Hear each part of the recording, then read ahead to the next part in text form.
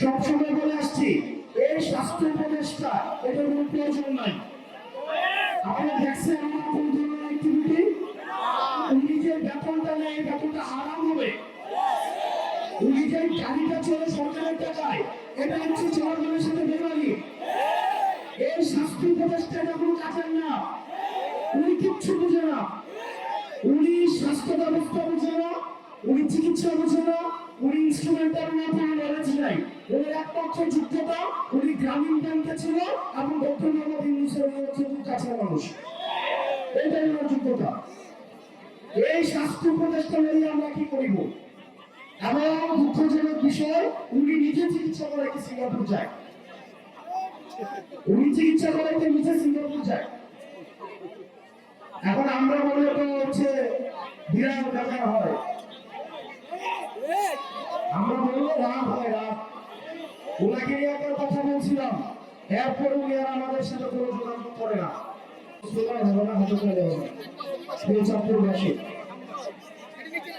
আমরা এমন একটা দেশে বাস করি, আপনি রাস্তায় বেরোলে বাসের ট্রাকে মরে মরবেন, আপনি লঞ্চে উঠলে ডুবে মরবেন, কনস্ট্রাকশনের বিল্ডিং এর পাশ দিয়ে উঠলে হাঁটলে ট্রেন চাপা পড়ে মরবেন, আপনার উপরে প্লেন ক্র্যাশ করলে আপনি মারা যাবেন।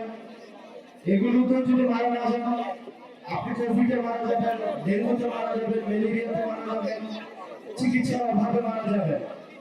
একটা রাষ্ট্র ব্যবস্থা আপনাকে নিরাপদ চলাফেরার অধিকার নিশ্চিত করতে পারে না।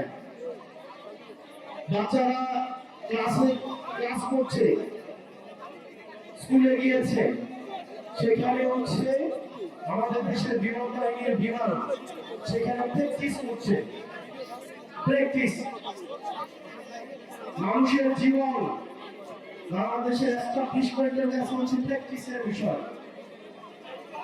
এই যে অবহেলা, এর ড্রাইভার অবশ্যই এই বাহিনীকে অবশ্যই নিতে হবে। আমরা দেখলাম মাইলস্টোনের বিমান ক্র্যাশ হয়েছে, তারপরে সেখানে শিক্ষকদেরকে এবং শিক্ষার্থীদেরকে সেখানে ব্যাপকভাবে পিটানো হয়েছে। আমরা দেখলাম প্রশাসন যথাযথ, আমাদের একজন স্বাস্থ্যমন্ত্রী আছে বাংলাদেশে, ছিলেন ওনাকে, ওই ডক্টর মোহাম্মদ ইউনূসের ভাই ভাইরা কোথায় আসছে? ডক্টর মোহাম্মদ ইউনূসের সর্বপ্রীতির সবচেয়ে বড় এক্সাম্পল হচ্ছে স্বাস্থ্য উপদেষ্টা। সবসময় বলে আসছি এই স্বাস্থ্য উপদেষ্টা এটার কোনো প্রয়োজন নাই। আপনারা দেখছেন আমার কোন ধরনের অ্যাক্টিভিটি, উনি যে বেতনটা নেয় এই বেতনটা হারাম হবে। উনি যে গাড়িটা চলে সরকারের টাকায়, এটা হচ্ছে জনগণের সাথে বেমানি। এই স্বাস্থ্য উপদেষ্টা এটা কোনো কাজের না, উনি কিচ্ছু বুঝে না। উনি স্বাস্থ্য ব্যবস্থা বুঝে না, উনি চিকিৎসা বুঝে না, উনি ইনস্ট্রুমেন্টাল না কোনো নলেজ নাই। ওর একমাত্র যোগ্যতা উনি গ্রামীণ ব্যাংকে ছিল এবং ডক্টর মোহাম্মদ ইউনূসের হচ্ছে কাছের মানুষ, এটাই ওনার যোগ্যতা। এই স্বাস্থ্য উপদেষ্টা নিয়ে আমরা কি করিব? এবং দুঃখজনক বিষয়, উনি নিজে চিকিৎসা করাইতে সিঙ্গাপুর যায়। উনি চিকিৎসা করাইতে নিজে সিঙ্গাপুর যায়। এখন আমরা বললে তো হচ্ছে বিরাট ব্যাপার হয়, আমরা বললে রাগ হয়, রাগ। ওনাকে নিয়ে একটা কথা বলছিলাম, এরপর উনি আর আমাদের সাথে কোনো যোগাযোগ করে না। এই স্বাস্থ্য উপদেষ্টার অনীতি বিলম্বে এই জনগণের যে টাকা পয়সা উনি বেতন দিচ্ছে সেগুলো রাষ্ট্রদার কোষাগারে জমা দিয়ে কোন অনীতি বিলম্বে পদত্যাগ করা উচিত। প্রিয় চট্টগ্রামবাসী, আমরা এই ভূত্থানের পরে রাষ্ট্রটাকে ঢেলে সাজাতে চাইছিলাম, কিন্তু দুঃখজনক বিষয় আমাদের স্বাস্থ্য ব্যবস্থা আগের মতো, আমাদের আইনশৃঙ্খলা অনুষ্ঠান আগের মতো। আপনি দেখবেন আমাদের দেশের সিভিলিয়ানরা কখনো হিরো হয় না, যার কারণে আমাদের এই যে মাহিরিন ম্যাডাম, যিনি এই মাইলস্টোন কলেজের 20 জন শিক্ষার্থীকে নিজে উনি উদ্ধার করেছেন, পরবর্তীতে উনি নিজের জীবন চলে গিয়েছে, উনি নিজে নিহত হয়েছে। আমরা মাহিরিন ম্যাডামকে আমরা রাষ্ট্রীয়ভাবে আমরা যথাযথ মর্যাদা দিতে পারি নাই, এটা আমাদের ব্যর্থতা। এই সরকারের কাছে অনেক প্রত্যাশা ছিল, প্রত্যাশার পাড়ায় দিন দিন কমছে। দিন শেষে আপনাদের কাছে আহ্বান জানাবো, দলমত নির্বিশেষে আমাদেরকে ফেসিবাদের বিপক্ষে আমাদেরকে অবস্থান নিতে হবে। আপনারা গতকাল দেখছেন লাশের উপর দিয়ে এই আওয়ামী ফেসিবাদ আবার তারা হচ্ছে রাজনীতি করার চেষ্টা করেছে। আমরা ফেসিবাদ বিরোধী রাজনৈতিক দলগুলো সুতাহত, যারা বাংলাদেশকে ধারণ করে আমরা সুতাহত, কিন্তু আওয়ামী লীগ যদি ফেরার চেষ্টা করে তাহলে এই সব শক্তিতে পরিণত হয়ে এই আওয়ামী লীগের চ্যাপ্টারটা আমরা ক্লোজ করছি। ভবিষ্যতের উত্থানের যে কোনো সম্ভাবনাকে আমরা একদম নাই করে দিব।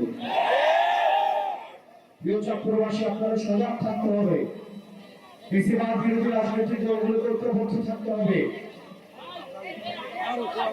আমরা একসাথে একটা সুন্দর বাংলাদেশ বিনির্মাণ করব, যে বাংলাদেশের রাস্তায় বেরোলে আপনাকে দুর্ঘটনার সম্ভাবনা থাকবে না, যে বাংলাদেশে আপনার সুচিকিৎসা নিশ্চয়তা থাকবে, যে বাংলাদেশে আপনার বাচ্চা স্কুলে পাঠাইলে বিল্ডিং ভেঙে পড়বে, আকাশ থেকে প্লেন ভেঙে পড়বে, এই ধরনের রাষ্ট্র ব্যবস্থা আমরা চাই না।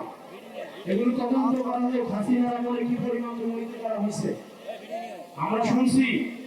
বিমান বাহিনীর সাবেক প্রধান নাকি ৩,০০০ কোটি টাকা দুর্নীতি করছে। এই বিমানগুলো কিন্তু হাসিনার আমলে কেনা। আমরা বিমান বাহিনী যে ভাইরা রয়েছেন, আমরা আপনাদের নিরাপত্তাও চাই, আপনাদের নিরাপত্তা কিন্তু ঝুঁকিতে রয়েছে। এইসব ইনস্ট্রুমেন্ট এগুলি কি সঠিক কিনা, ঝুঁকিমুক্ত কিনা, সেগুলো আপনাদের বিবেচনার সুবিধা আসছে। আপনারা সেগুলো বিবেচনা করুন, নিজেদের আবার পুনর্মূল্যায়ন করুন। আপনারা ভালো থাকবেন, সুস্থ থাকবেন। আমরা যেন এই জাতীয় সুখকে আমরা হচ্ছে কাটিয়ে উঠতে পারি। যারা নিহত হয়েছে তাদের আত্মার মাত্রায় কামনা করছি, আল্লাহ তাদের জান্নাত নসিব করুন। যারা আহত হয়েছে বাচ্চা বাচ্চা ছেলেরা 3 বছর 7 বছরের, আল্লাহ তাদের সুস্থতা দান করুন, আল্লাহ তাদের সুস্থতা ন্যায় করুন। আল্লাহ আমাদের আজকে সংকটগুলোকে আল্লাহ আমাদের হচ্ছে উত্তরণ করার তৌফিক দান করুন। আপনারা সবাই ভালো থাকবেন, সুস্থ থাকবেন, আমাদের সবার জন্য দোয়া করবেন। আমরা একসাথে আমরা একটা সুন্দর একটা বাংলাদেশ দেখে করবো। আসসালামু আলাইকুম ওয়া রাহমাতুল্লাহি ওয়া বারাকাতুহু।